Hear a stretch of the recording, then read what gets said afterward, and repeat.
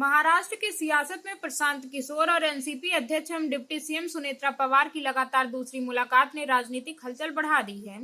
6 अगस्त को मुंबई स्थित सुनेत्रा पवार के सरकारी आवास देवगिरी पर प्रशांत किशोर और सुनेत्रा पवार के बीच करीब 5 घंटे तक बातचीत हुई। इस बैठक में सुनेत्रा पवार के बेटे पार्थ पवार भी मौजूद रहे। खास बात यह है कि करीब 3 महीने के भीतर दोनों की यह दूसरी मुलाकात है, जिसके बाद महाराष्ट्र के राजनीतिक गलियारों में कई तरह के कयास लगाए जा रहे हैं। सबसे बड़ा सवाल यही है कि आखिर इन दोनों के बीच इतनी लंबी बातचीत किस मुद्दे पर हुई और क्या प्रशांत किशोर आने वाले समय में एनसीपी की राजनीतिक रणनीति में कोई बड़ी भूमिका निभाने वाले हैं। दरअसल प्रशांत किशोर लंबे समय तक अलग अलग राजनीतिक दलों और नेताओं के चुनावी रणनीतिकार के तौर पर काम कर चुके हैं, लेकिन अब वह खुद सक्रिय राजनीति में है और जनसुराज पार्टी के जरिए बिहार की राजनीति में अपनी जमीन मजबूत करने की कोशिश कर रहे हैं। ऐसे में महाराष्ट्र में एनसीपी नेतृत्व के साथ उनकी लगातार बढ़ती नजदीकी को राजनीतिक रूप से काफी अहम माना जा रहा है। वहीं इस मुलाकात से महायुति सरकार में एनसीपी की सहयोगी बीजेपी भी नाराज बताई जा रही है। बीजेपी के एक पदाधिकारी ने सवाल उठाया कि एक बार की मुलाकात को शिष्टाचार भेंट माना जा सकता है, लेकिन बार बार बंद कमरे में होने वाली बातचीत स्वाभाविक तौर पर कई सवाल खड़े करती है।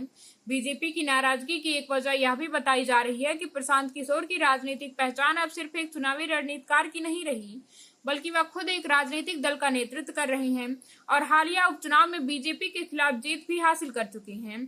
इससे पहले मई में हुई प्रशांत किशोर और सुनेत्रा पवार की पहली मुलाकात के बाद पार्थ पवार ने इन अटकलों को खारिज करते हुए कहा था कि प्रशांत किशोर उनके परिवार के करीबी दोस्त हैं और उन्होंने राजनीतिक सलाहकार की भूमिका कुछ साल पहले ही छोड़ दी है। लेकिन अब दूसरी मुलाकात का 5 घंटे तक चलना और उसमें पार्थ पवार की मौजूदगी ने पुराने सवालों को फिर चर्चा में ला दिया है।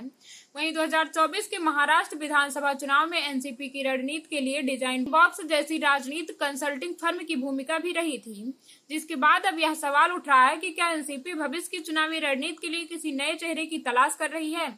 दूसरी तरफ प्रशांत किशोर की बिहार में बढ़ती राजनीतिक सक्रियता को देखते हुए यह भी सवाल उठ रहा है कि क्या वह सिर्फ क्षेत्रीय राजनीति तक सीमित रहेंगे या राष्ट्रीय स्तर पर भी कोई बड़ा राजनीतिक कदम उठाने की तैयारी कर रहे हैं।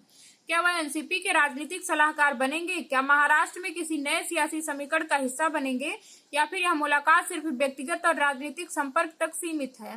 इन सवालों के जवाब अभी सामने नहीं आए हैं। फिलहाल इतना जरूर है कि 3 महीने में दूसरी मुलाकात, 5 घंटे की बंद कमरे में बातचीत और बीजेपी की नाराजगी ने महाराष्ट्र की राजनीति में चर्चाओं को तेज कर दिया है। और अब नजर इस बात पर है कि प्रशांत किशोर और सुनेत्रा पवार की यह मुलाकात आने वाले दिनों में सिर्फ एक मुलाकात साबित होती है या फिर किसी बड़े सियासी बदलाव का संकेत देती है।